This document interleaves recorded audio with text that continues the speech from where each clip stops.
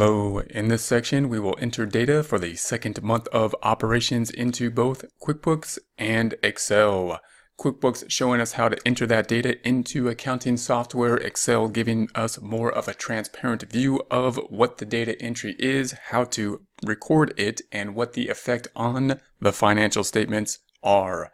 The second month of operations will also be a fairly long section. We're going to do a full month of data within the second month of operations, focusing this time more on accrual transactions and some other transactions that will be a little bit unusual, or transactions that don't occur as often, such as paying off a loan or purchasing equipment and financing that equipment. The structure will be much the same in that we will enter the data first into the QuickBooks system and then enter that data or similar data into the Excel worksheet, comparing and contrasting the two formats.